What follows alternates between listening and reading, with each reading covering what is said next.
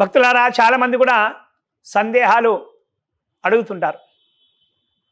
కొబ్బరికాయ కుళ్ళిపోతే ఏమవుతుంది అని. కొబ్బరికాయ కుళ్ళిపోతే ఏమీ కాదు, దాన్ని పక్క పడేయాలి. ఉదాహరణకు ఒక మాట చెప్తున్నాను. మనము కూరగాయల మార్కెట్కి వెళ్తాం కదా, ఉదాహరణకు కొన్ని వంకాయలే చూస్తున్నాం కదా, వంకాయలు చూస్తుంటే దానికి ఎక్కడైనా కానీ హోల్ ఉన్నా కానీ ఏదో మచ్చలు ఉన్నా కూడా తీసి పక్క పెట్టేస్తాం.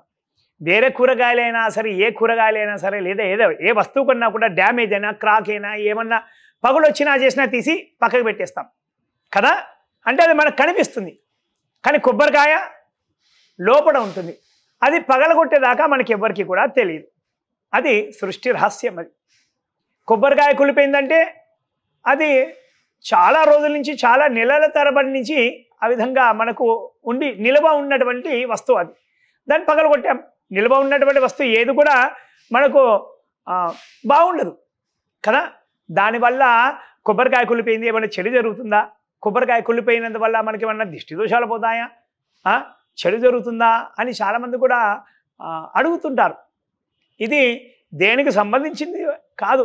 కొబ్బరికాయ కుళ్ళిపోయిందంటే తీసి పక్క పెట్టేయండి, కొత్తది కొనుక్కోండి, కొత్తది స్వామివారికి నైవేద్యంగా పెట్టండి. దీనివల్ల ఎవరెవరో తెలిసి తెలియక ఏవేవో పుకార్లు పుట్టిస్తున్నారు. ఏవి కూడా నమ్మవద్దు.